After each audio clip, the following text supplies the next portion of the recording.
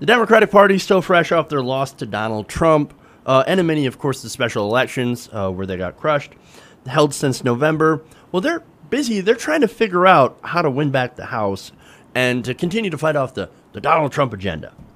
And what better way to fight off the conservative Donald Trump agenda than to recruit conservatives? Wait a minute, what? Wait. That makes no sense. No sense. But that's exactly what the Democratic Party is going to do.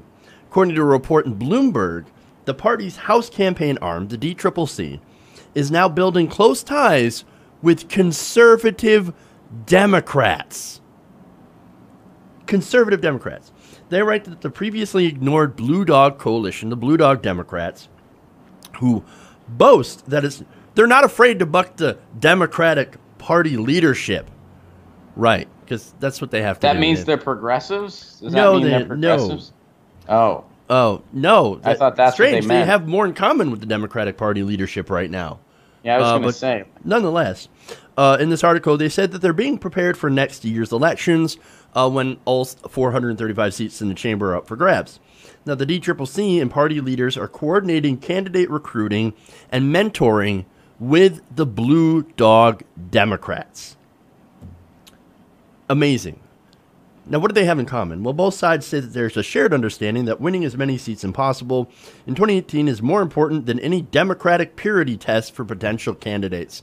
So, no purity tests. We don't want none of that here in the DCCC, okay? Because we want to take more corporate money, and we don't care if you guys want single payer. We don't care if progressive policies are incredibly popular. No. We're going to run these conservative Democrats because we think that they're actually going to win. How's that been working out for them? Just kind of curious about that. They say, and this is Representative Kurt Schrader of Oregon, who is a member of this coalition, they say that the DCCC has seen the light. Okay. What does that mean? I don't know. I honestly, what light? What light are we talking about? The Blue Dogs have been crushed. They've seen their membership shrink. The country, as I mentioned, is moving left on a majority of issues. For example, single payer, more Americans support it than don't.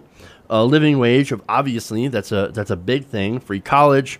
What are the Blue Dogs actually adding to the conversation? What's going to cause people in different states? And I understand like their whole strategy is, well, if they're Republican states, then we have to get a conservative Democrat. We have to get somebody who's fiscally responsible to run in these areas. Well, it turns out that, ironically, the Democrats are more fiscally responsible. Consider single payer, for example. That actually saves money as opposed to our current healthcare system under the ACA, which is a conservative plan. And especially under the Better Care Reconciliation Act, or Trump Care, which recently was killed. Again, it's like zombie Trump Care. It keeps coming back. But we think it's dead this time. For real. But that would even cost... Fingers crossed, man. Yeah, it would cost more. Yeah. Oh, yeah. I mean, that plan's a disaster.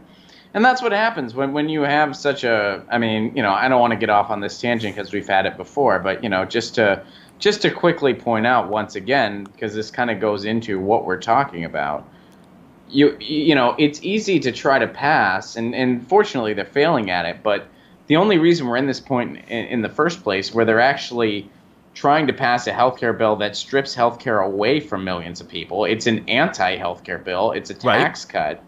I mean, it's a war, it's straight up Orwellian. War is peace, freedom is the police state, anti-healthcare is healthcare. The only reason we're at this point is when we had a chance to be progressive, we put forth a right-wing healthcare policy. We put forth Mitt Romney's plan, and we gutted it. Even if we would have had the public option, we wouldn't be in this situation. Like, we would not, if we had the public option, we would not be in this situation right now. Right. But Obama let that go. He couldn't even hold on to that. So this is what we're talking about when, your only options are fringe right and center right. This is what you get. You get Donald Trump. Yeah. And this is what happens, of course, when you go further to the right policy-wise. You know, and this is the problem with what they're doing, is that they think that no, we just have to go further to the right. There was a quote in here later, and I forget who it was from in the story, but they were like, well, we've already won all the liberal seats. Now we have to win some of the conservative seats, and we can only do that if we reach out to the blue dogs. So what they're doing is that they're essentially getting all these blue dog Democrats, and they're training the next generation of Democrats to run. But wait, that's not what the country wants. The country wants progressives. The country wants progressive policy.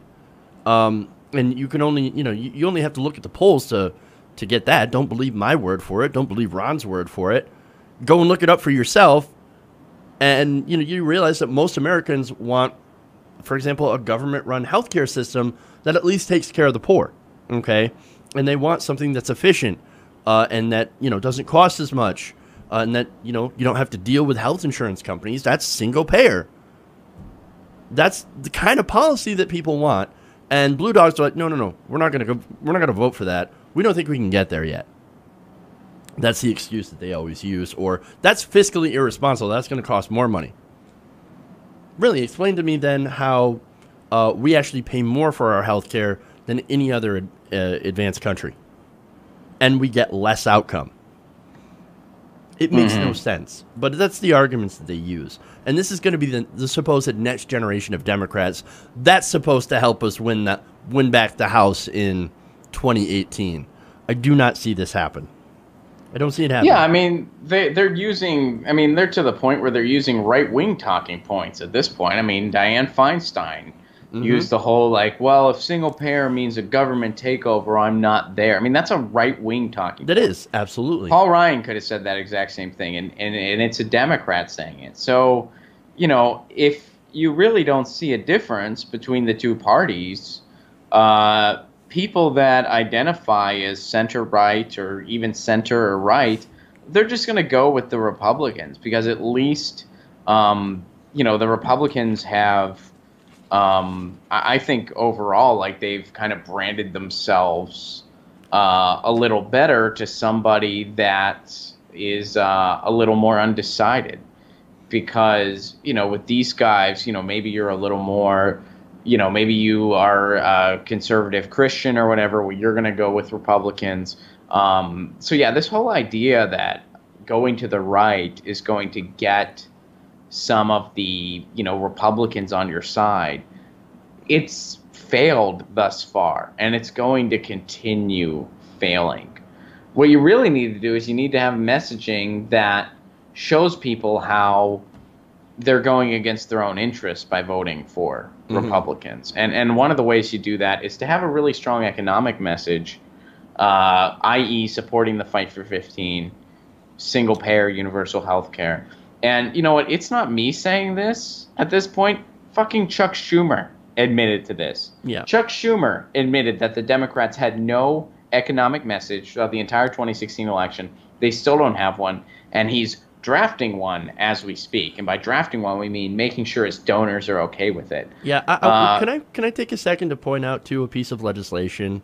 Kyle Kalinske had this presented this on his show a while back, and it was from Representative Ro Khanna, right? And he put out this, he introduced this piece of legislation that said, okay, if you're not going to pay your workers a living wage, then we're going to tax you more. So we're going to give you an incentive to pay your workers $15 an hour, or else we're going to put this extra tax on you. And I think it's actually kind of a genius move, right? Because you're basically saying, do this, or we're going to have you make up the difference, because we're not going to ask the regular people, the taxpayer, to make up the difference for your starvation wages. We're not going to subsidize you anymore. And Republicans, well, they don't like money. Supposedly, they don't like taxpayer money going to subsidize welfare, right? Well, there's corporate welfare. That's a good example. Well, why are we letting these corporations get away with that welfare? We shouldn't, but that's the kind of economic message. Like, no, we're going to make sure that people get a living wage, and we're going to punish corporations that take advantage of the tax code to get freebies. And that can, I think would appeal to some conservatives. who also don't like this government corruption, this crony capitalism going on. Mm-hmm. Absolutely. So there's an example of a economic message that you could, Chuck Schumer, if you're serious about this, you could actually look at that and go, you know what, that's a great idea. Oh, but so far, none of the Democrats has really come out and co-sponsored that bill, and none of the media has never really talked about it. And the politicians are like, well, they haven't even introduced it in any of the other chambers. Oh, that's weird. Yeah. It's almost as like they don't care about that. They're slowly coming around to the fight for 15. I mean, and when you read the actual Democratic platform, which I do on a regular basis, I try to make sure I'm on an empty stomach when I do that, just for my own personal safety. But they don't embrace the fight for 15 yet, but they kind of skate around it. Like they're like, we want to get there eventually, and we're gonna slowly implement. So, they're further along on it than they were, but they still don't formally embrace the fight for 15. Right. They're not actually there yet. They can bullshit their way around that, and there's a lot of people there's going to be people that respond in the comments and say, yes, the Democrats do support the fight for 15. Unless the platform has changed over the past couple weeks, because that's the last time I was on their website. If you read it one sentence at a time, no, they do not. But, a lot of people will make the argument that they do, and it's because their language is so flowery and vague and bullshit that, it's easy to kind of be like, oh, yeah, they're for it. So they're starting to come around, but you really need to eventually plant your foot in the sand or your flag in the sand or whatever that phrase is, because wages have not kept up with inflation at all. If we actually kept up with inflation, the minimum wage would be over $20 an hour at this point. Right. Any of the economic arguments as far as like, oh, it screws over small businesses, a lot of those have been proven false a number of times. It's because of corporate media propaganda that we've successfully turned workers against one another instead of against the CEOs that makes 475 times what they make. And here's one thing that I kind of sorry to interrupt you, but I want to add in something here. We're fighting for $15, which is the minimum that someone can actually live off of. Okay, that's $30,000 a year. By the way, some people and some Democrats frames the Fight for 15 movement, you would think that we're asking for $100K a year. Right. When we're asking for that to be the bare minimum, which it should be the bare minimum, because that's how much it costs. And this doesn't even count LA, which you need over $100,000 a year.